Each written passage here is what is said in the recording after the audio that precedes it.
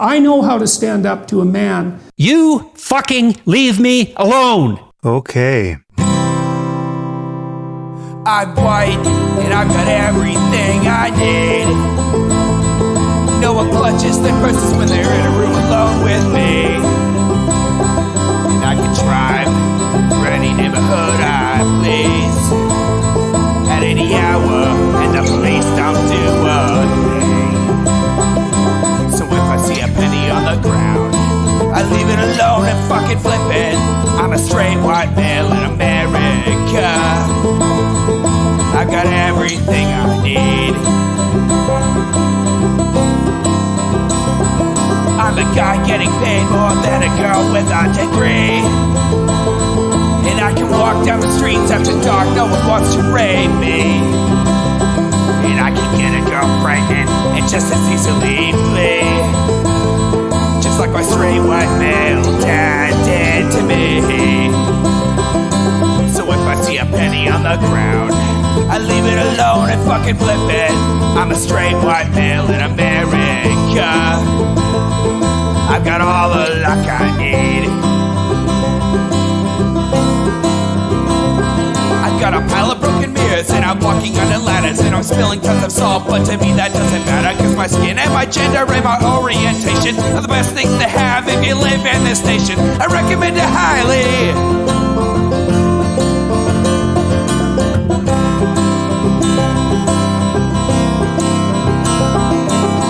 If I see a penny on the ground, I leave it alone and fucking flip it.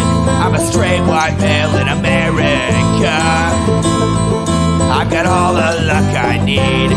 Shit's gonna work out for me, cause I'm a straight white male in America. I've got all the luck I need. Welcome to the Intellectual Dollar Tree. We do the show live every Wednesday at 7 p.m. Pacific right here on twitch.tv/Echoplex Media. I remembered what day it is today. HK, how you doing? Did you almost not? I always forget what day it is when I open the show. Oh. So I am HK Perrin. You can find me on Twitter at HK Perrin, and you can find me on our newest show. Do you want to talk about the newest show? Yeah, it's called How the Tech Are You? You can do bang HTTAY in the chat, and it'll give you a link to the our website where you can find the first episode. It also includes a link to the YouTube channel for that show, so you can follow it on all your podcatchers.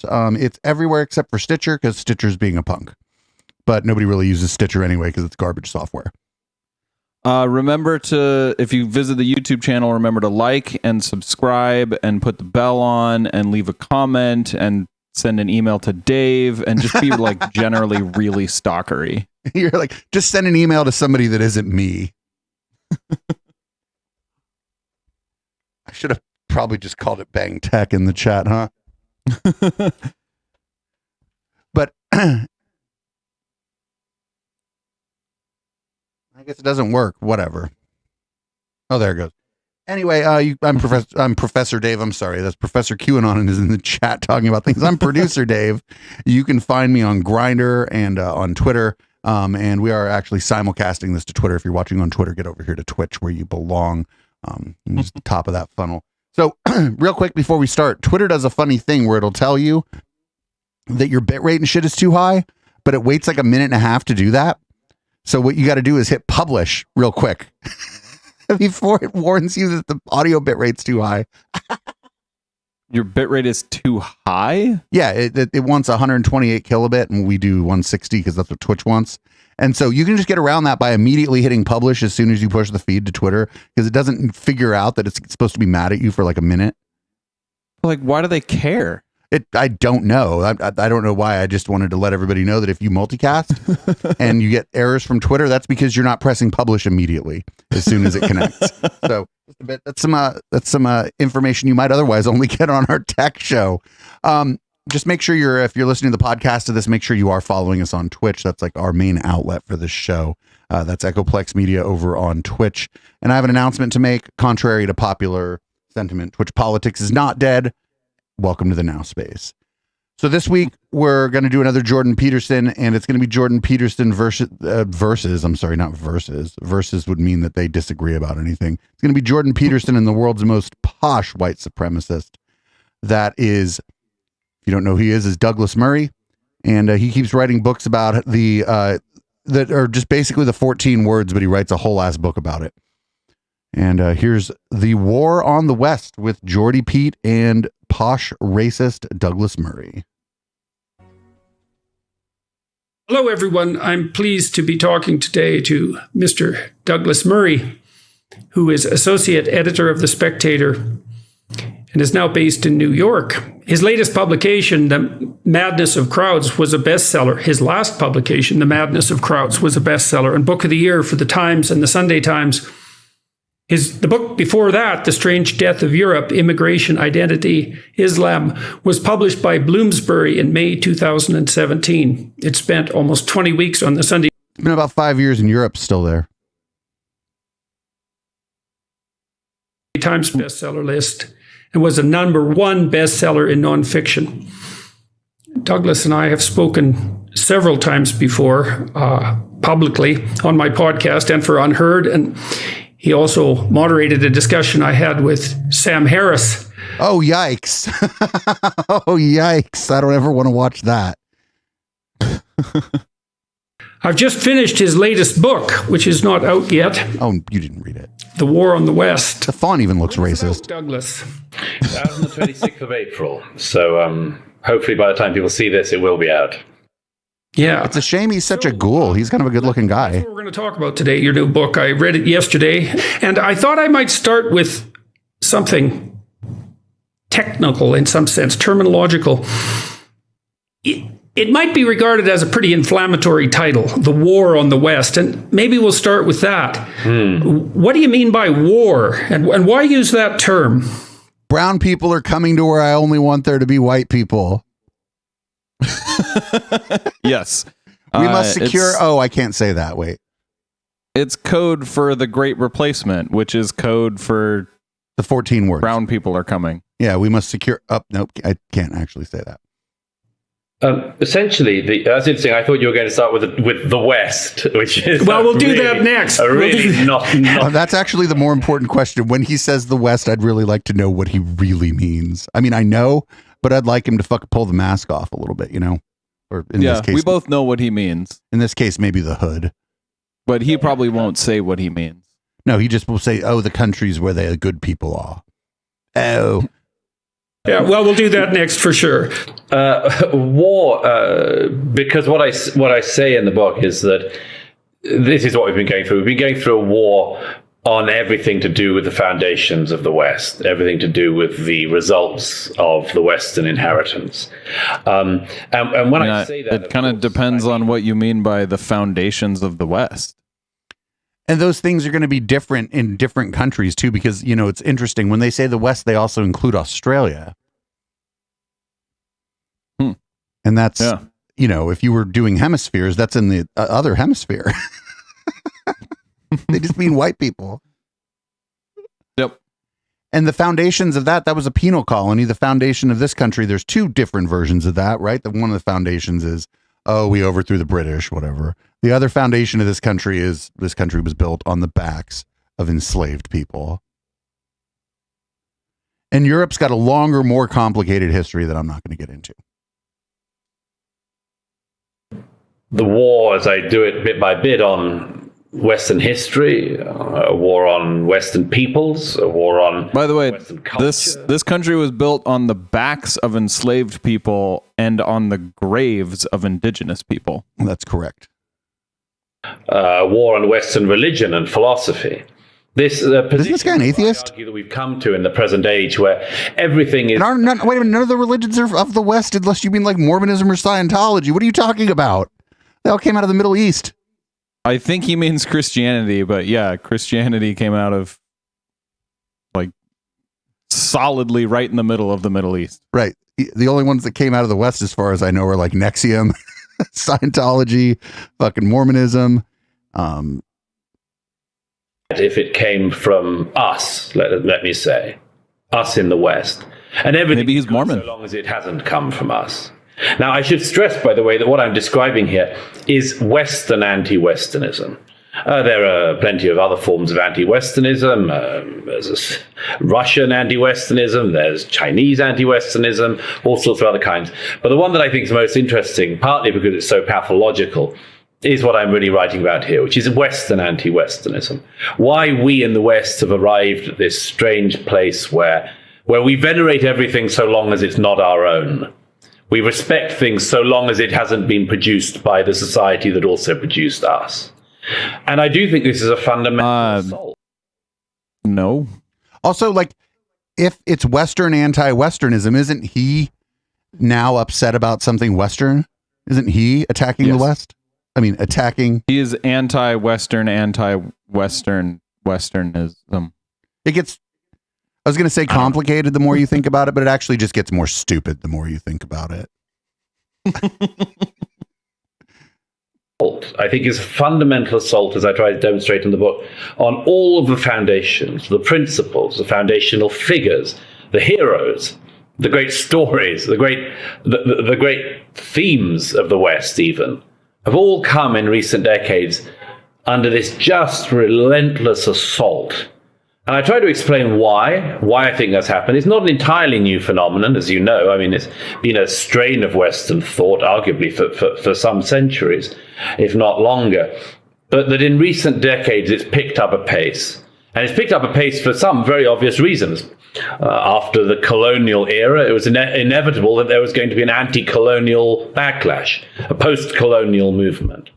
But that's lingered and turned into something else, as have all of the other backlashes that I lay out. So I do think it's a war. I think it's a complete and fundamental assault on everything that the West has produced.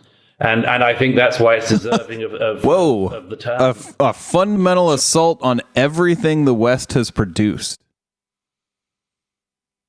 Wow. Like, imagine that's your takeaway. Someone just says, like, hey, maybe we should, like, stop shitting on other looking people from us.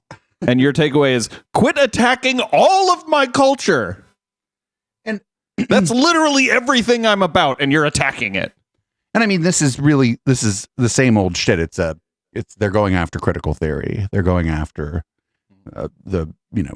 what they would define as postmodernism. It's the idea that we can, in fact, criticize our own society.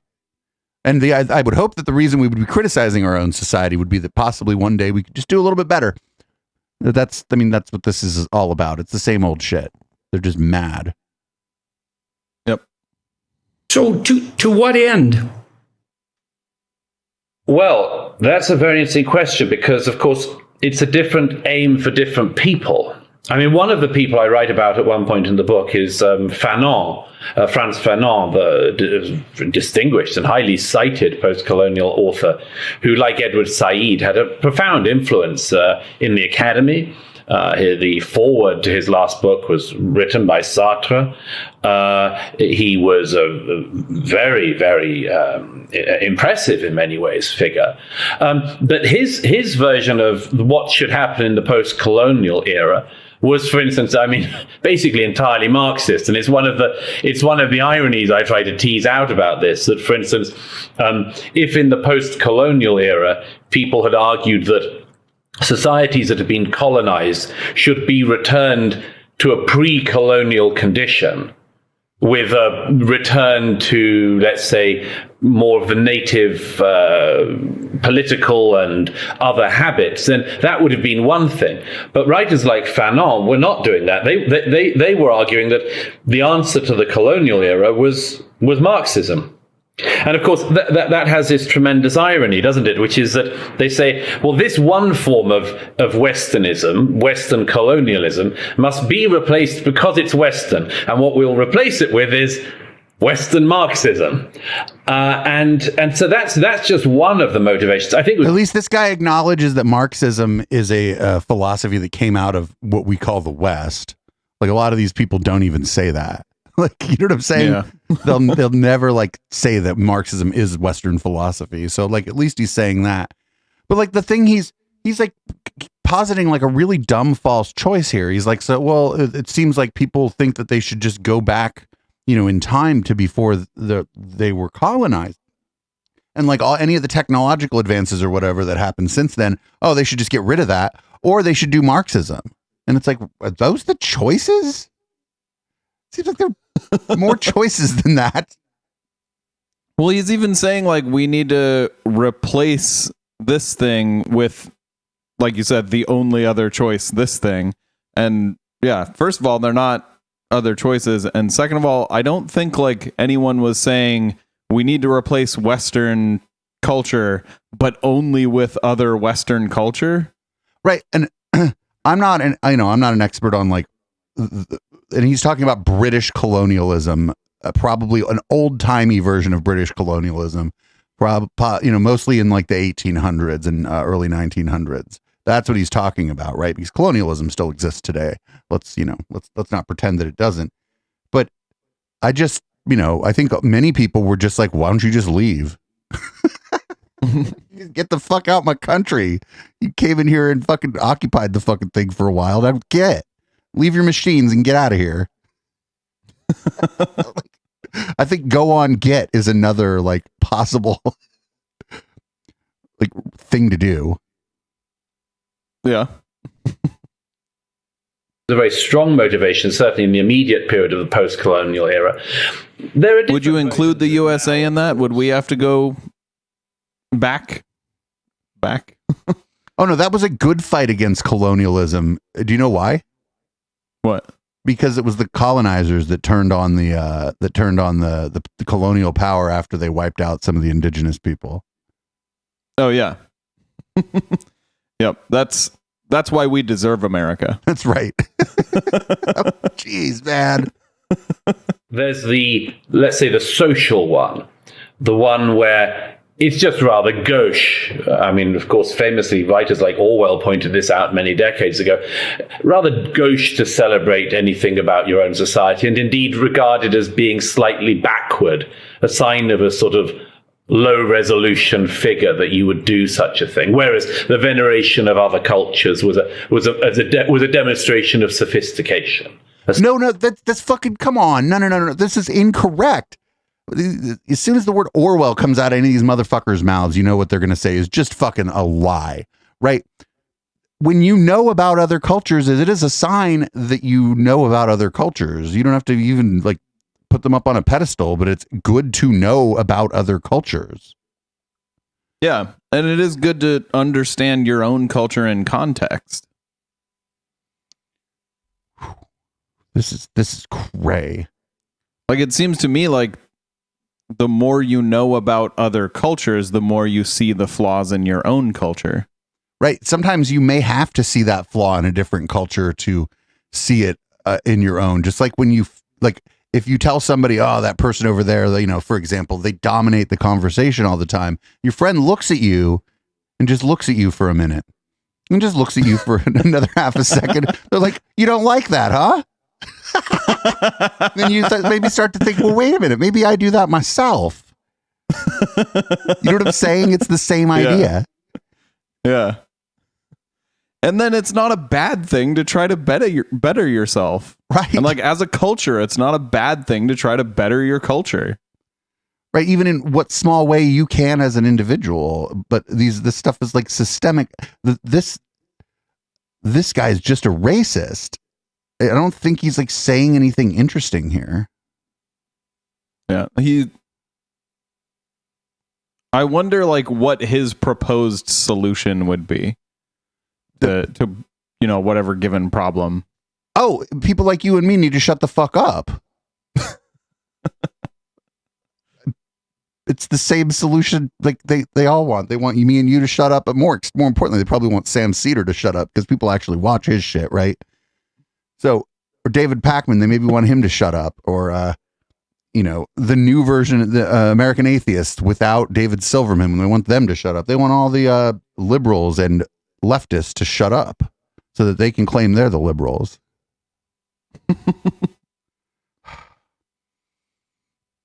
So I see a lot of people in my anti-IDW space, and they're referring to this guy as a right-wing partisan. And they're like, oh, well, you know, if you were all like without tribe, why are you all, you know, spending so much time, talking to this right-wing partisan. And I'm like, you're really soft pedaling what this guy is by calling him like a conservative or right-wing partisan. This guy's like a white supremacist. From what he's said so far, I mean, this is the first time I'm being introduced to the guy, and from what he's said so far, that's my impression of him. A sophisticate would do that. But we do end up in this position today, which is much more dangerous than that. One of the reasons I do the assault on Western history, and do it also by individuals, the figures that used to be, and certainly in my own lifetime, I'm sure in yours, Jordan, some of the absolutely foundational heroes of Western history have come in for specific assault. And you could ask yourself, well, maybe that's because they're overdue some reckoning. And I think it's far more than that, and I try to show that. I try to show, for instance, that the interpretation of, say, Thomas Jefferson or Winston Churchill or Abraham Lincoln has actually become an assault based on the following premise, that if we can take down Churchill, we sort of can get to the roots of taking down British patriotism. What? If we assault Abraham Lincoln, we've essentially not, and Thomas Jefferson, we've not just assaulted them, we've actually assaulted something that is the absolute root of the American ideal, the heroic story, the heroic figure. And then there's this. How about this? Nobody is perfect, and acknowledging someone's flaws is a good way to acknowledge their time in history. It also occurs to me that he's describing regimes under which this guy might have been, he might have met the same fate as certain people of color because of who he is. He might have been lynched for if he was an openly gay man in these times. So it's just interesting watching this super posh, openly gay man talk about how times changing or whatever is bad. But it's he's but hold on, let me pull this ladder up behind me, the one that I just climbed. You know what I'm saying? He's like, ladders are bad. What ladder?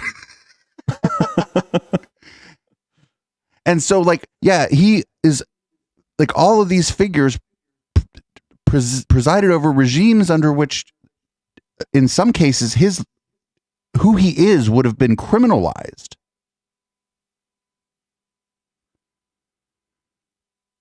Maybe not so much under Churchill. Certainly was. I don't definitely under Thomas Jefferson and Abe Lincoln, right? Even if it wasn't written into the law, you'd have found yourself in some dire straits as an out gay man, during the time of Lincoln and the time of Jefferson. You know what I'm saying? But wasn't Alan Turing he was prosecuted for the crime of being gay during Winston Churchill, right? Yeah, during World War. At the same time, I think no, and I think it was after he cracked the code too. Way to say thanks, assholes. Yeah, it was and it wasn't just him, by the way. Invented the computers and helped.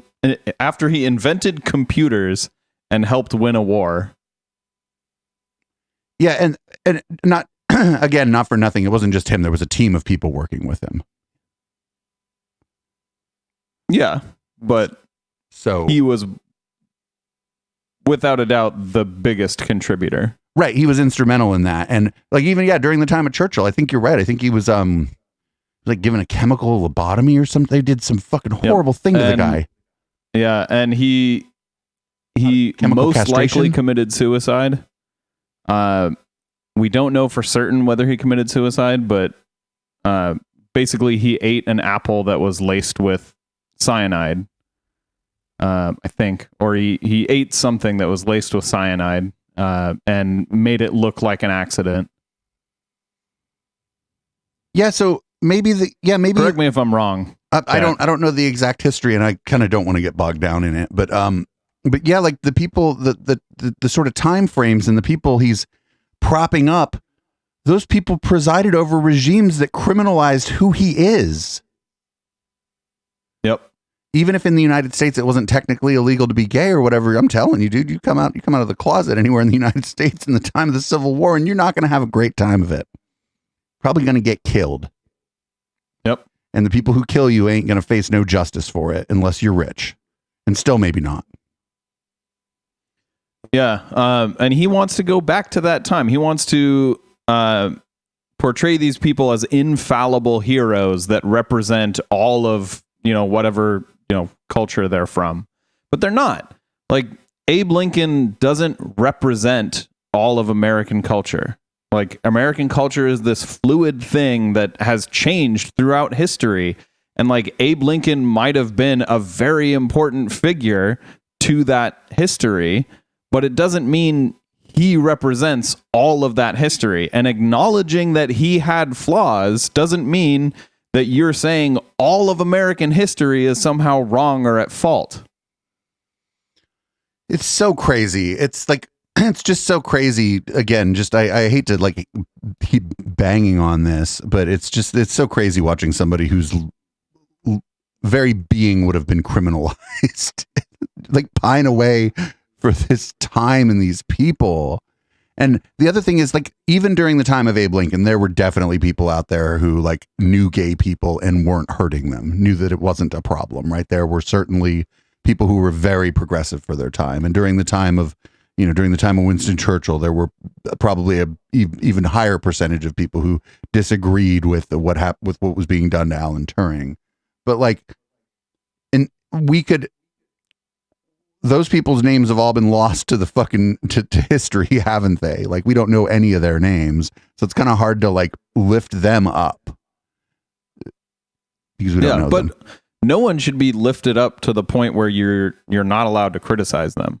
Oh, that's like one of the other problems here is we're watching an intellectual dark web video, and these people all think that they should be lifted up to the point where you shouldn't criticize them.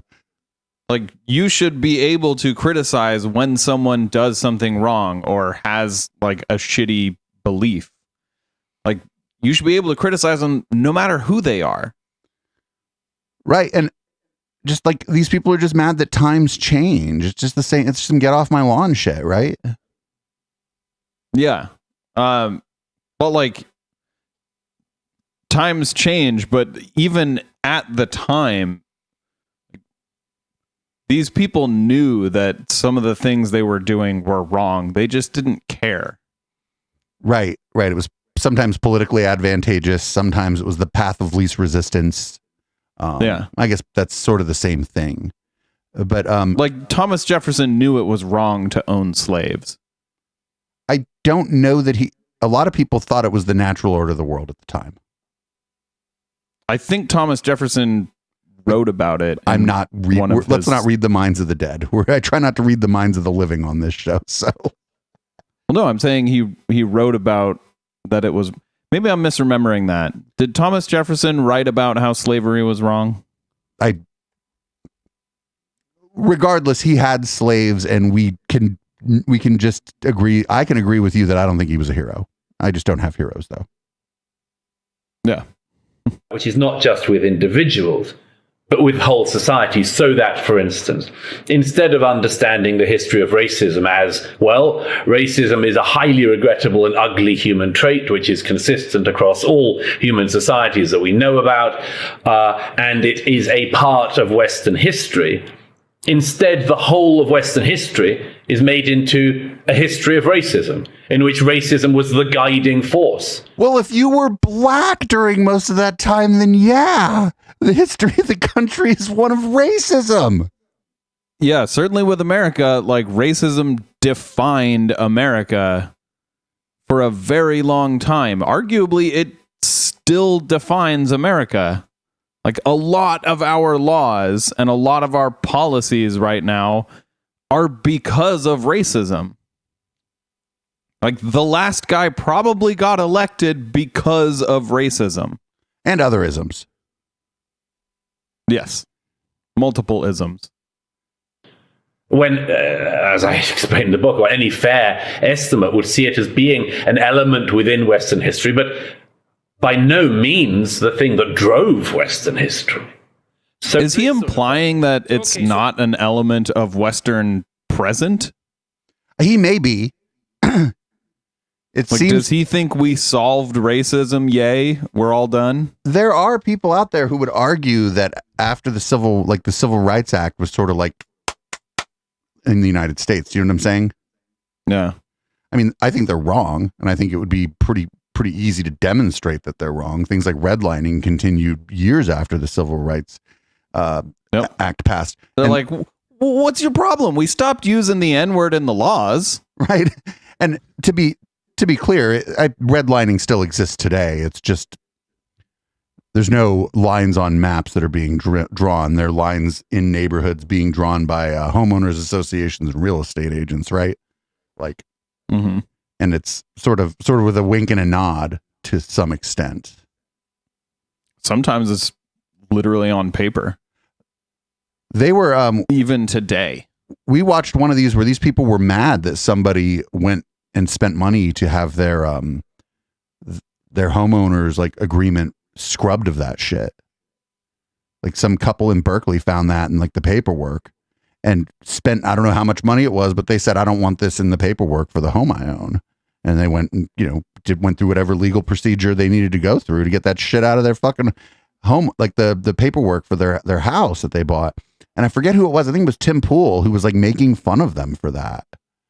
And it's like, no, those are good people. So actually, they were like kind of rich white people that did it too. So those are like, they didn't have to do any of that, right? Yeah. Yeah, that's a good thing. Why would you be upset at someone doing a good thing? Oh, Tim Pool, I think, was calling it virtue signaling, but I just care about the outcome. Now the next person that buys that house doesn't have that fuck bullshit in their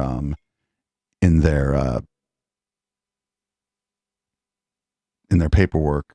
So let's concentrate on that then, in terms of the values that you regard as being under assault in this war.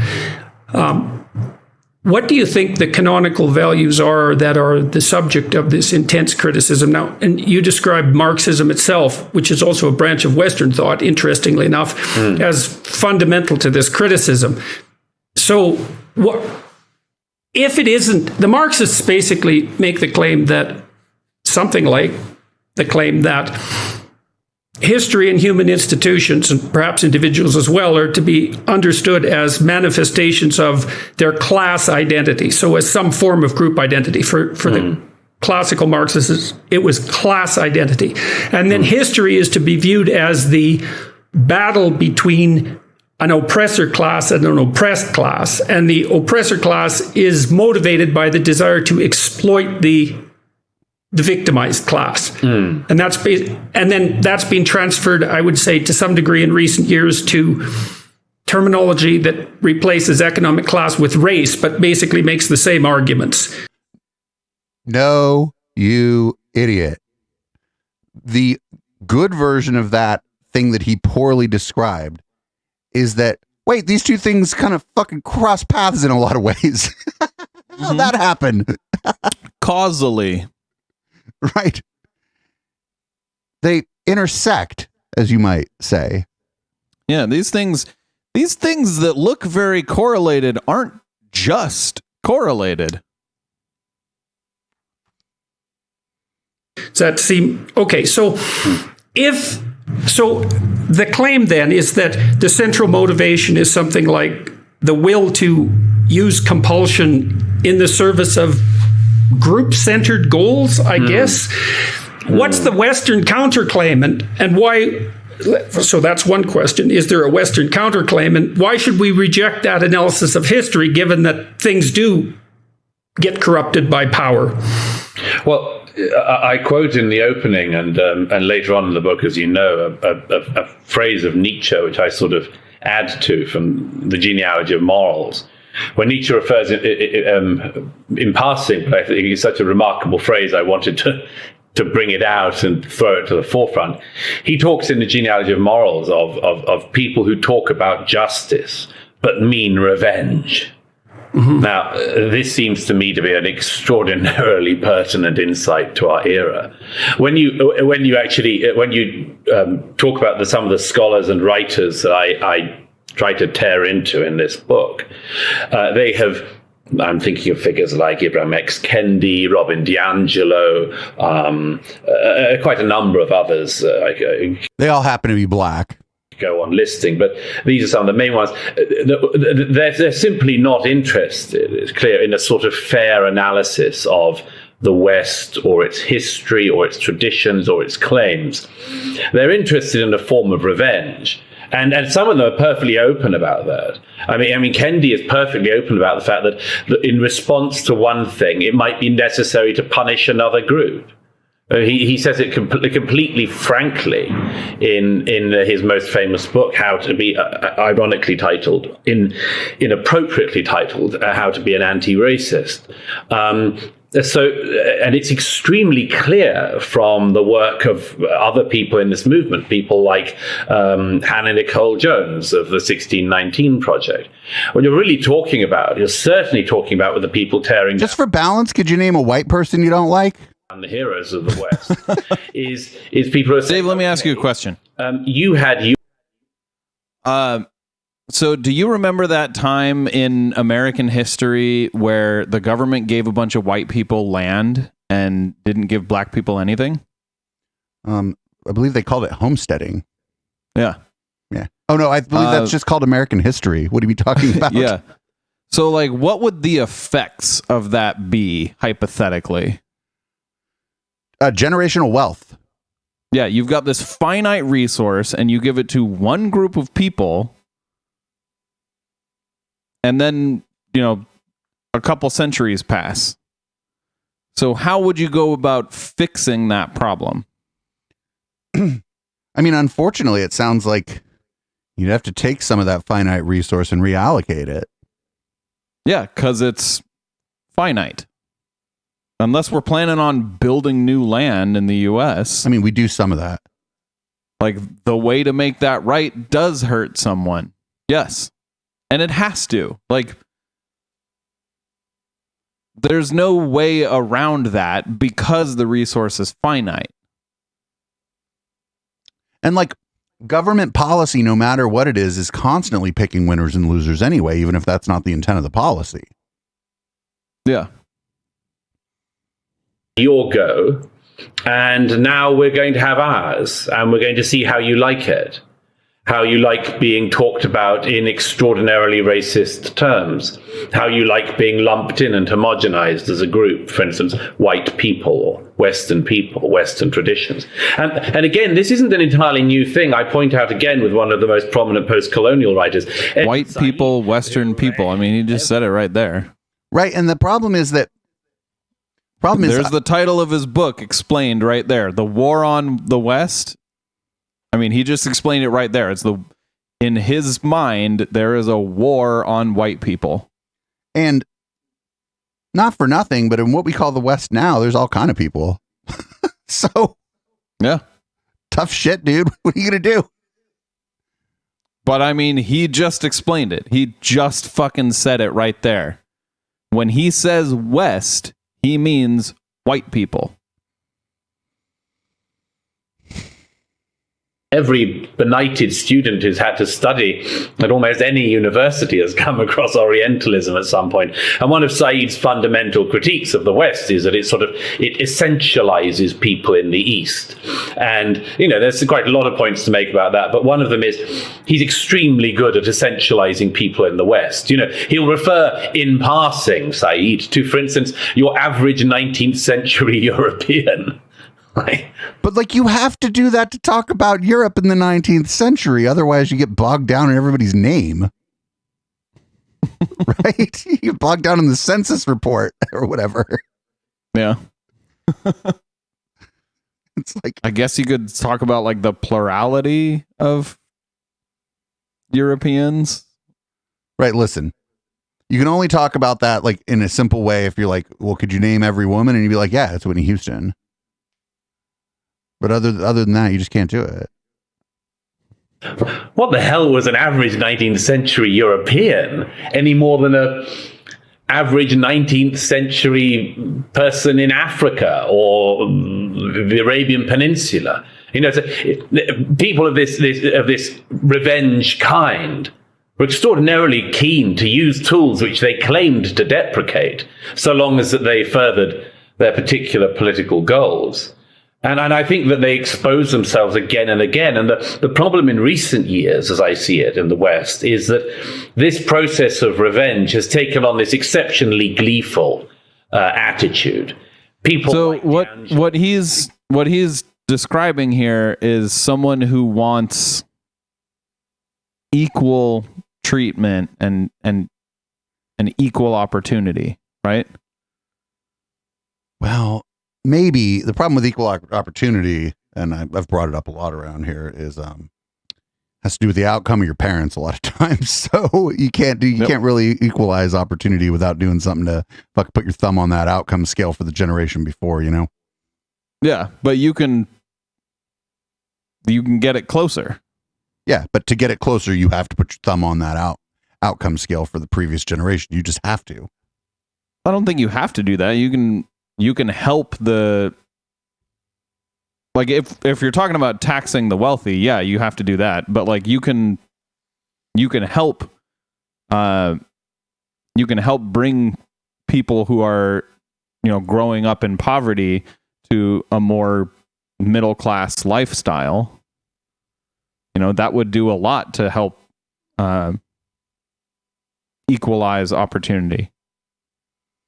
The other problem here is the goal. If the goal of equalizing opportunity isn't to have some impact on equalizing outcome, then what the fuck good is the equal opportunity for? Like, what good is it in the first place? Do you know? Yeah.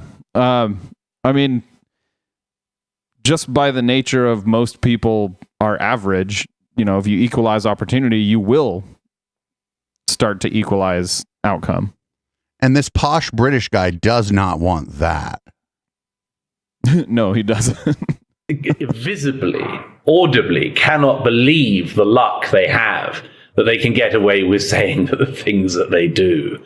And the fact that when asked to provide evidence, they say things like D'Angelo did recently in an interview. There's a collective glee in the white body when black bodies are punished.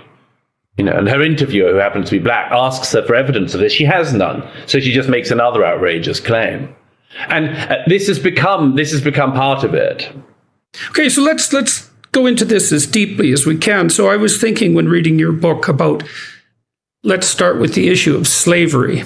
Oh, this will be It's spicy. certainly the case. I mean, I've got a pretty good example of that. When it's not a very good example because it doesn't directly involve black people and corporeal. What's the word? Like harm to your own body, whatever that word is. But like when the kid who shot a few people in that BLM protest, when he got off scot-free, like all the racists on the right were fucking stoked about it. They had him like speaking at their conventions. That you're describing and the intellectual and Marxist influence types who criticize the more traditional institutions of the West accept it as a given that slavery is wrong. And so you could imagine there might be two reasons for that. One reason would be one group should not have the upper hand over another, or at least if you're the group that's in the oppressed class, you might not want that to be the case. And the other argument is there's something intrinsically wrong with slavery as such, but at the individual level. And Wait, so what? What? No, it is immoral to own a human being. Right. Period. The Right. end. Yeah, the term, him using just calling it, oh, they just had the upper hand over their slaves. It's like, yo, that's crazy, right? They didn't have the upper hand. They had the only hand. And oftentimes the hand had a weapon in it. Yeah. some sort of weapon. Jesus Christ. That is that really like how he thinks about that? No, slavery is immoral by like pretty much any logical sense of morality, logical construction of morality, slavery is immoral. Like, maybe if you strictly adhere to like your own religion, and in your religious text it says like slavery is okay as long as you only enslave these people, like then you could say, well, I'm moral and I don't think slavery is wrong. But it's like, well, I disagree with your book. Right. The whether or not you get there through what you believe to be a logical path, the premise is disgustingly flawed. Yeah.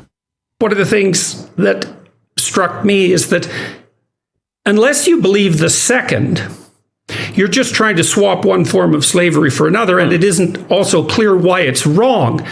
And slavery is wrong if you believe that the individual should be sovereign, able to make choices, able to make free and unconstrained choices that aren't subject to the arbitrary will of another. But to believe that, you have to believe that there is such a thing as the individual. That's the right unit of analysis. And that the idea that that individual is valuable and sovereign in some fundamental sense is true. And then when I think that, I think there isn't anywhere in the world where that idea has been expressed more clearly than in the West. And so it's so interesting to see people object to slavery and object to the use of arbitrary power by disagree. one group. Right.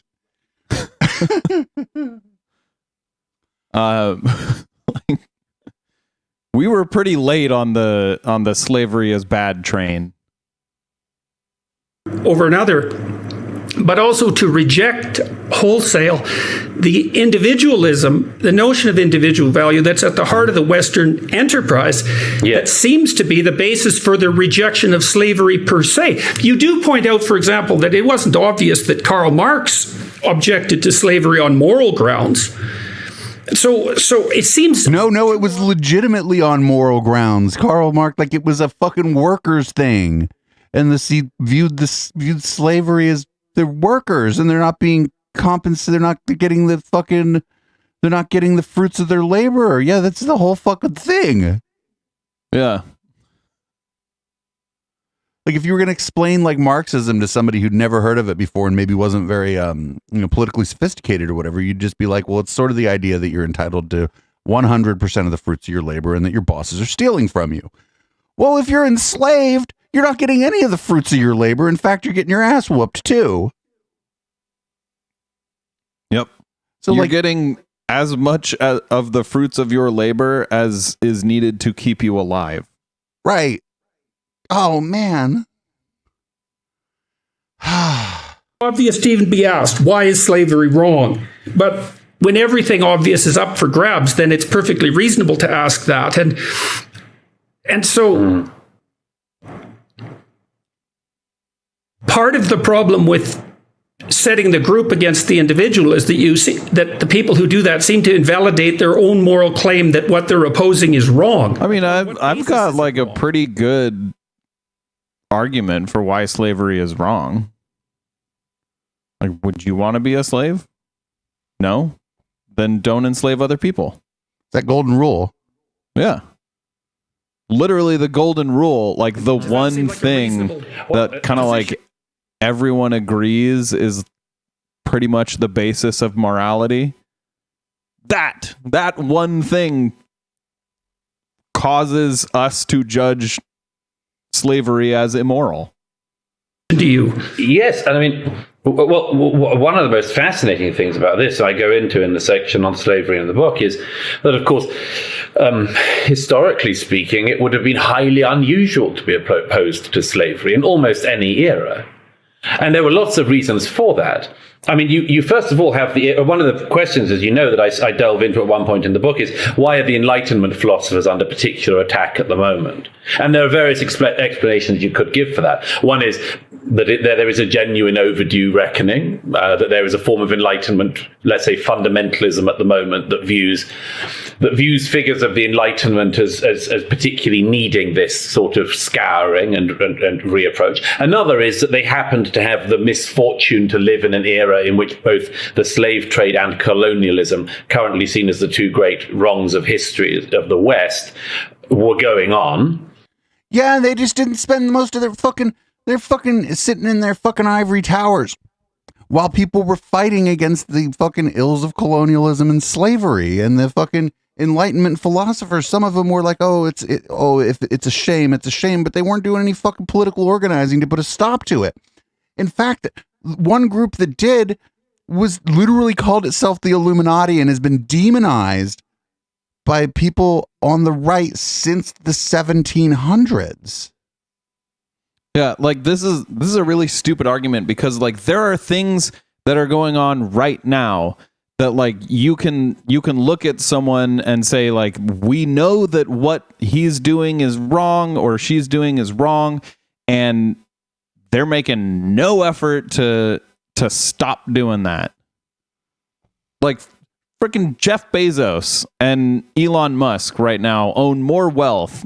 Those two people own more wealth than like half of Americans. So like, that's wrong. That's morally repugnant. And yet, are they trying to raise their own taxes? Fuck no. Right. And that's a whole other thing, right? Because that's like after we've abolished in America, for the most part, chattel slavery, that's like a whole next order issue. These people are just talking about chattel slavery, right?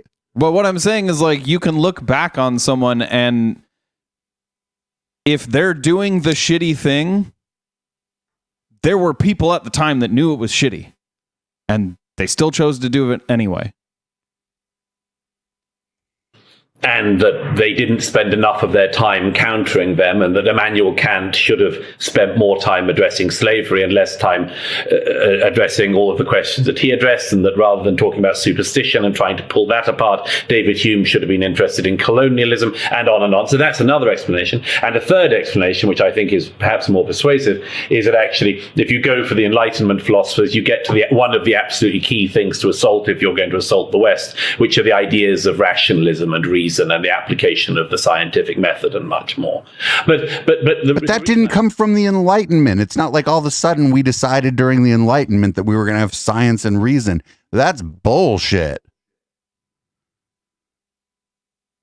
Like, one of the foundations of science is mathematics, and fucking mathematics came out of the Middle East like well before the Enlightenment, and like on a whole different part of the fucking planet. Like, so this stuff isn't just like, oh, out of the Enlightenment came philosophy, like reason and fucking science. It's like, you idiot. Like, how do you even, like, did it just like manifest itself in Europe? Like, what are you talking about? And science itself has existed for, or at least like empiricism has existed for a long time. I mention this is because, of course, what's so fascinating is that there are two aspects of the slavery thing in particular that need to be delved into. One is that thing of, well, everybody did it throughout history. And there's a counter which Kendi, among others, do, which is, well, Western slavery was worse because it was race-based. And by the way, that's absolute nonsense. I mean, countless societies had effectively race-based slavery, and indeed it's going on today in the Middle East and in Africa. And therefore it's not worse than... a specific reason, actually, why during the Enlightenment period, and I cite some unnamed other culture?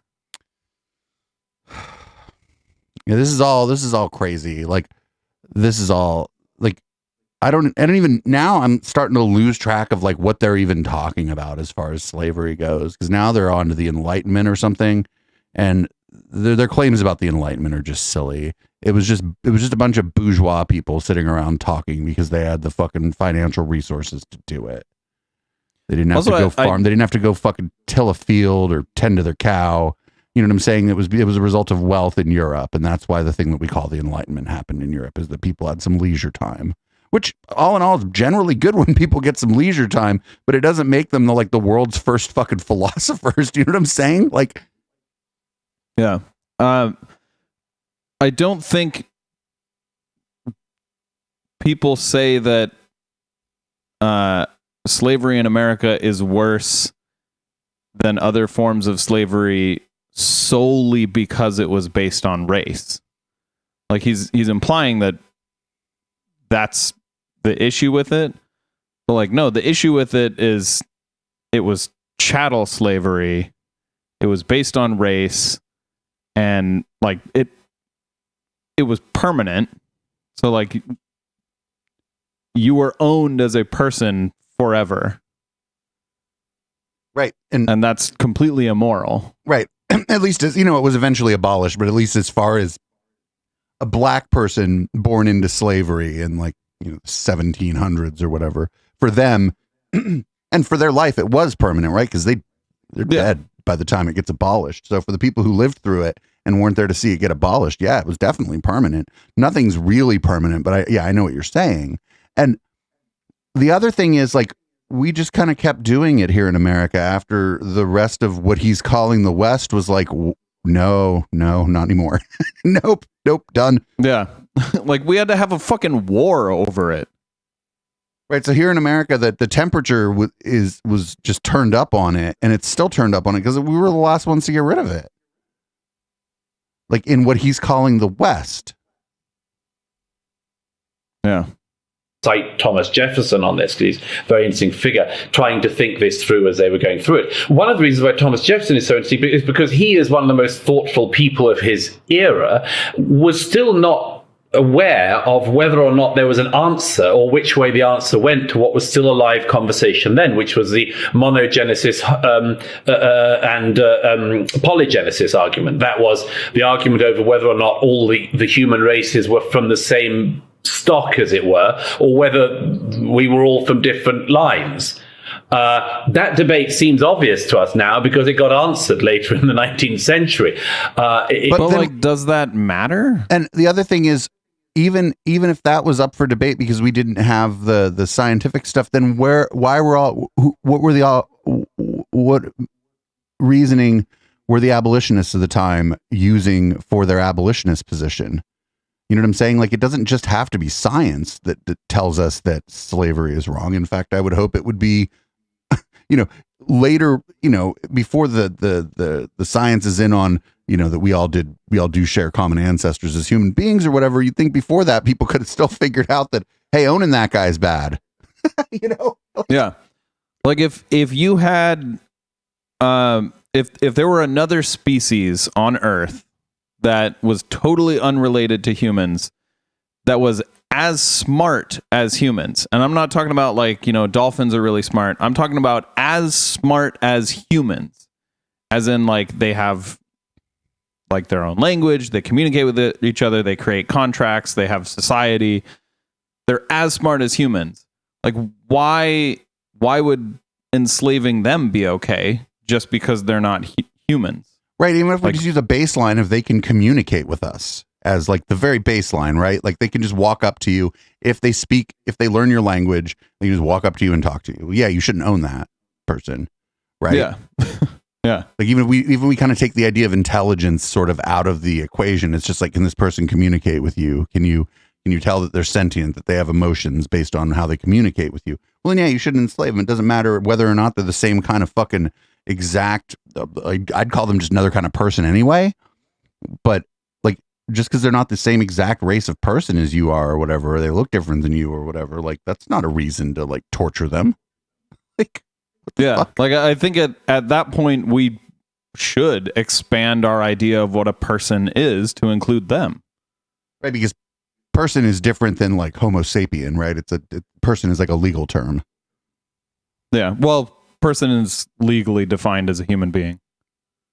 It wasn't obvious at that time, and people like Jefferson were trying to do what they could with it. So there was one version of the defense of slavery, which was, well, these are all totally different people. But then, of course, you have to counter that with the fact that, and again, Voltaire made this point, what is the greater evil?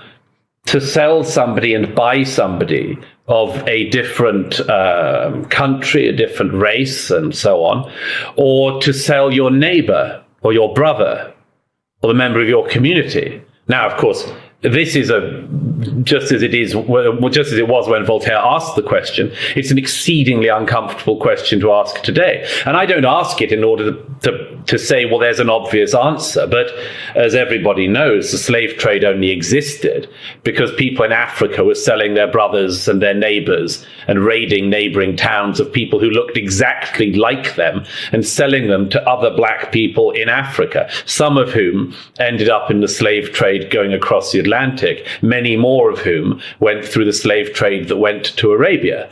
So it took an awfully long time for our species to even begin, and we're not there yet by any means. I've met people in my own life who are slaves, were born slaves in Africa and elsewhere. This is by no means solved by our species, but we look back at it now as if it was perfectly obvious.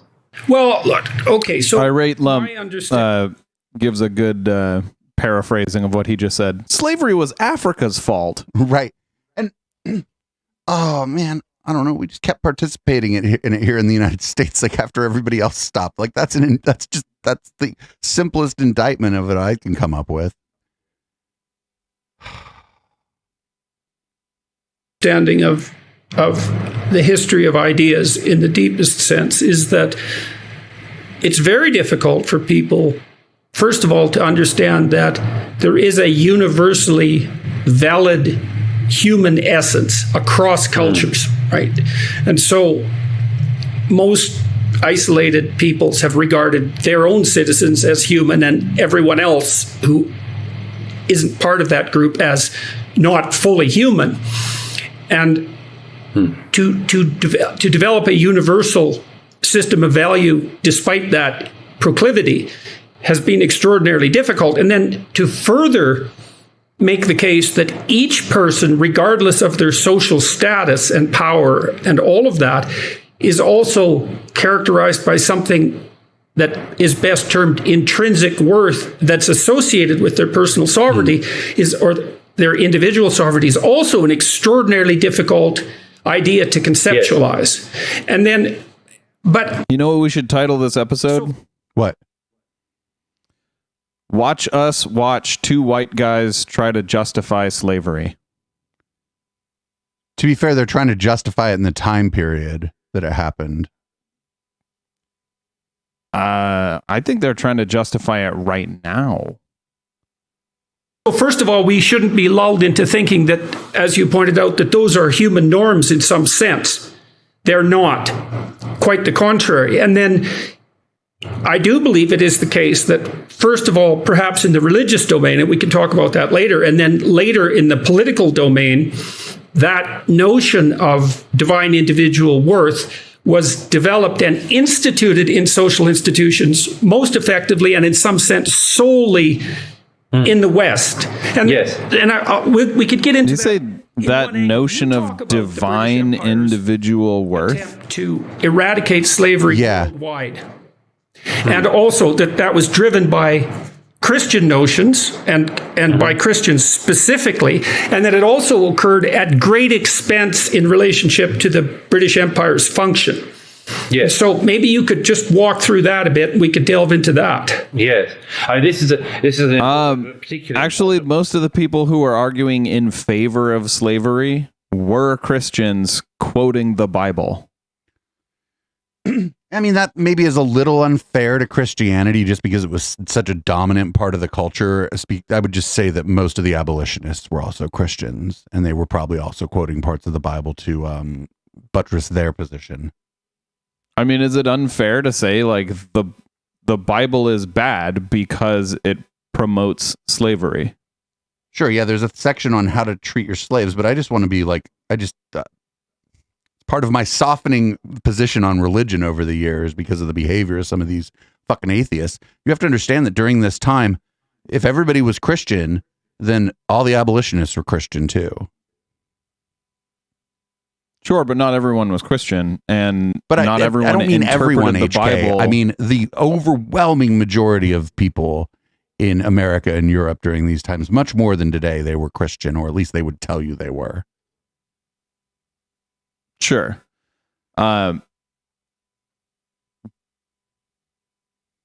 But he's trying to say, you know, this idea of like human beings shouldn't own each other came from Christianity. No, it fucking didn't.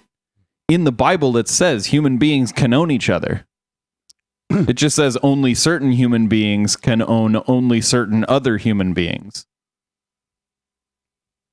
One because yes, first of all, as you well know, many of the people like William Wilberforce, who are most prominent in arguing the case for the abolition of slavery, were driven comprehensively by their Christian faith. And so, you know, as my late friend Rabbi Jonathan Sachs used to say, that the claim that morality is self-evident is self-evidently untrue. Well, that's stupid. People were driven by a specific idea of morality and a specific set of values and indeed virtues. And it's a modern myth that we would have got there anyway. But the sanctity of the individual, I completely disagree. Every individual. All of the progress that we have made in this country is in spite of Christianity. Yeah, I definitely don't share your view. I think Christianity was used pretty strongly and broadly in the civil rights movement.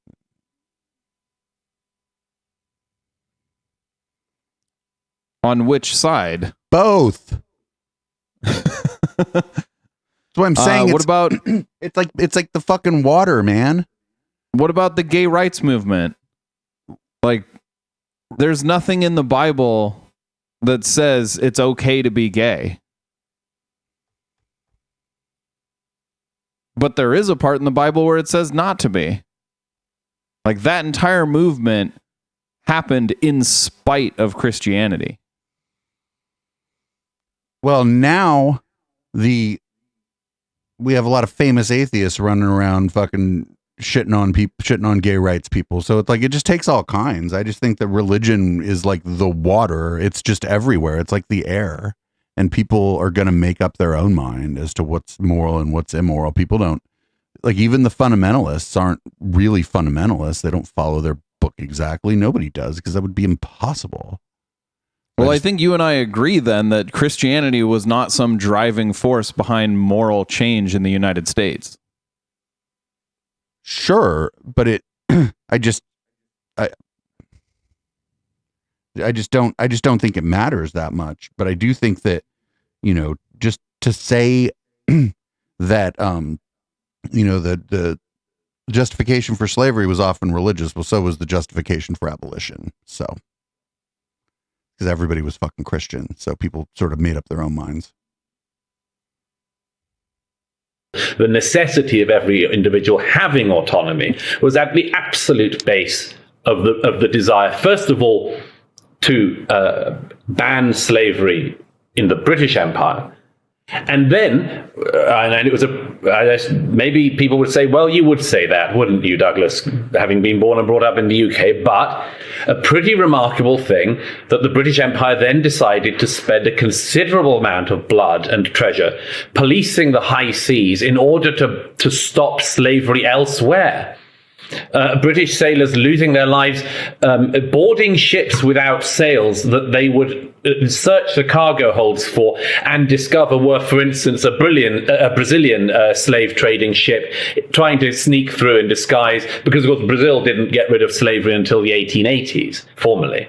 Like right after America. And Britain policed the seas for this for many years. Thousands of sailors lost their lives. And in the end, as I cite in the book, the actual cost of eradicating the slave trade has been shown by a number of modern historians to have actually cost Britain more, first of all, in the actual endeavor. Secondly, most importantly, in the paying out, the buying out, effectively, of companies engaged in the slave trade in order to make sure that they didn't continue their trade. Is he now saying getting rid of slavery was expensive? I think so. And he's saying that, aren't we so great because we spent money to get rid of slavery? And thirdly, in the increased prices that everybody in Britain had to pay throughout the 19th century because of the need to pay for goods that were... Like, imagine saying, like, okay, yes, I did cut off your leg. but I paid your medical bills, so I'm great. These ended up being an exercise more costly than the benefits accrued during the period of slavery. So the reason why I mention this isn't actually just because of the way I speak or the fact that I happen to come from the UK. It's because it then gets us to this very interesting question, which is what would restitution I'm not sure if that's ever look accurate, like? what he just said. And what I notice and what I, as you know, Jordan, in a number of times in the book go into is this question of reparations, as it's currently called. What one might also call a sort of what would restitution look like on a number of historic wrongs? And I've been very struck in the last 2 decades in particular by the fact that we have people, and again, Nietzsche puts his finger on it with uncanny precision.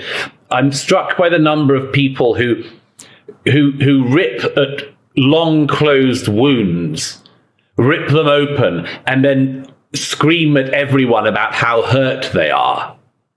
Because in actual fact, the wound may be closed for you, but Right. there's a lot of people still suffering from that wound.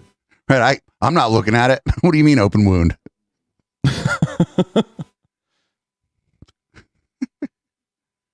We closed that wound. See, it's not on me, therefore it's closed. of what we're now Just 'cause you're bleeding out. wrongs. Something like considerable restitution happened an awfully long time ago. Wait, what? I mean, you still hear people saying it's extremely popular in Yeah, American what? discourse that America never addressed the issue of slavery. And, you sort of think, well, fighting a long and bloody civil war about it would have been one obvious way that they've clearly tried to address it.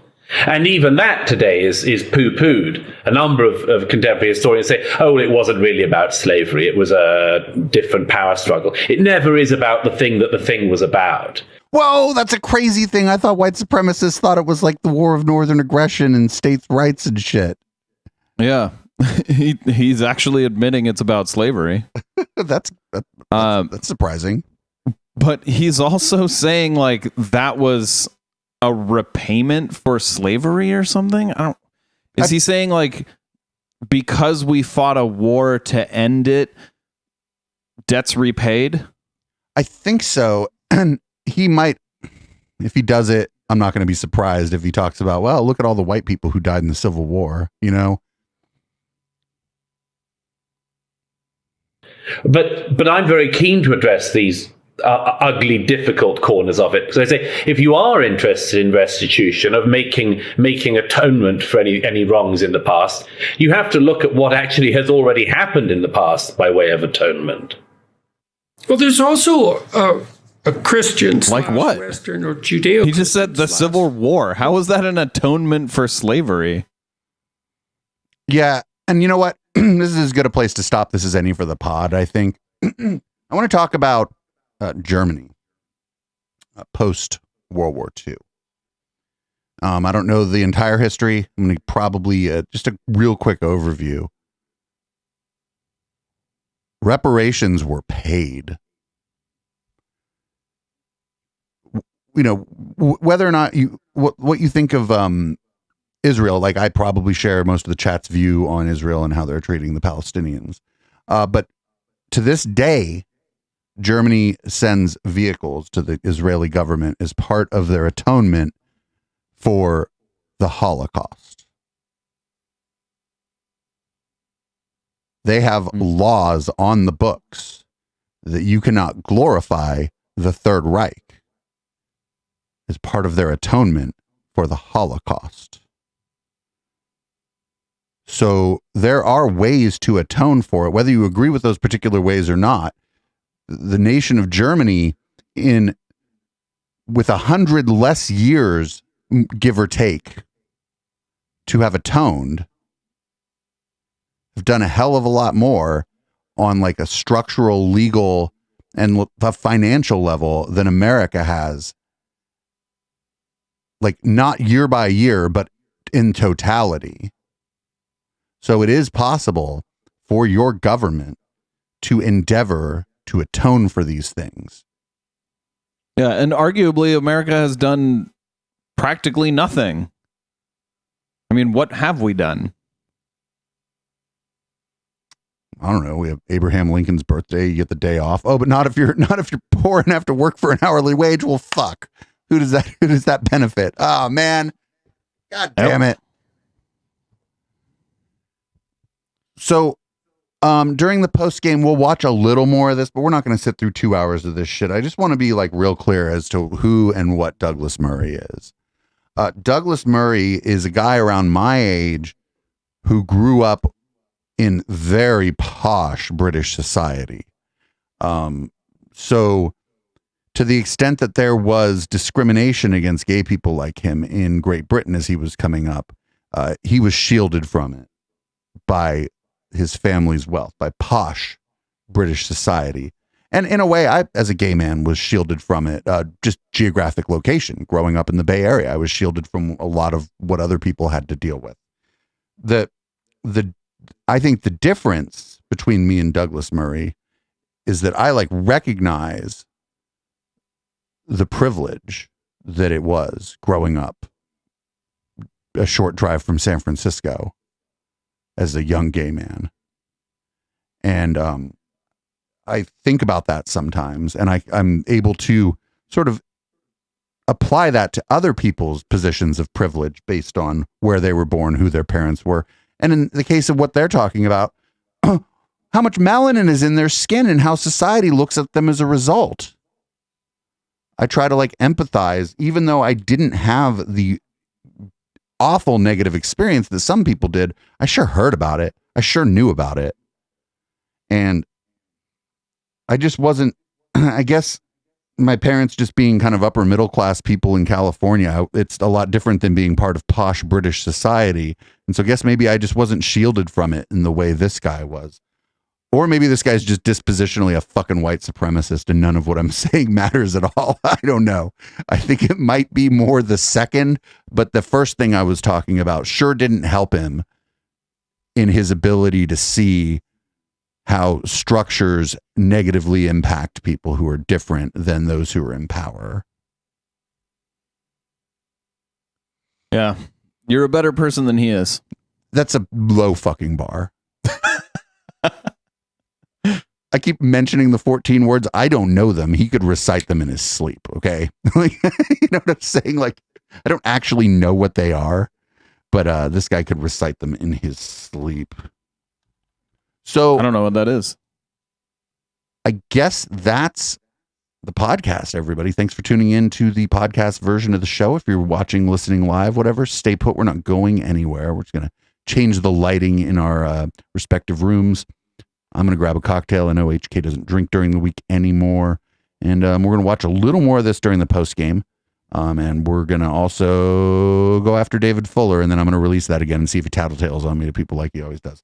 Yeah. And if you're wondering, this is tea, not whiskey. So check out this show. Make sure you're following it on your podcatcher of choice. Make sure you're following us on Twitter. And if you like me and HK for some odd reason, you can check out our other show. It's called How the Tech Are You? You can find it on all the podcatchers right now. And if it's not on your podcatcher of choice, let us know.